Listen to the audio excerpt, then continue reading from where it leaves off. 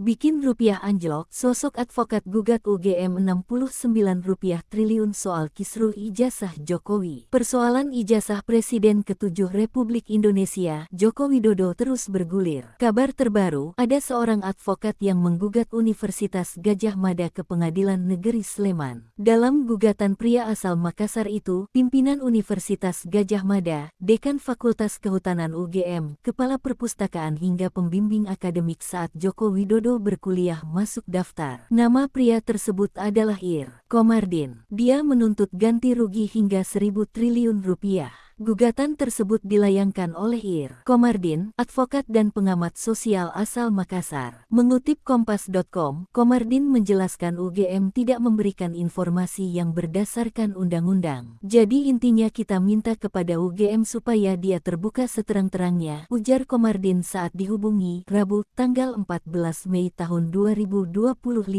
Diungkapkan Komardin, persoalan ijazah Joko Widodo ini telah membuat gaduh, sehingga perlu dibuktikan melalui proses pengadilan. Komardin menuturkan tidak ada urusan dengan Joko Widodo. Dirinya hanya ingin supaya situasi bisa kondusif. Komardin menuturkan akibat dari kegaduhan tersebut berdampak pada nilai rupiah anjlok. Jika nilai rupiah anjlok maka semua sektor akan rusak. Saya tuntut itu UGM kerugian material itu 69 triliun rupiah, kerugian imaterial 1.000 triliun rupiah. Seperti itu, urainya. Uang ganti rugi tersebut lanjut Komardin dibayarkan untuk negara. Dikatakan Komardin, jika persoalan ijazah ini tidak segera selesai maka situasi akan tetap gaduh dan dampaknya semakin memperburuk nilai rupiah. Komardin menyampaikan akan hadir ke Pengadilan Negeri Sleman pada tanggal 22 Mei tahun 2025 untuk sidang perdana.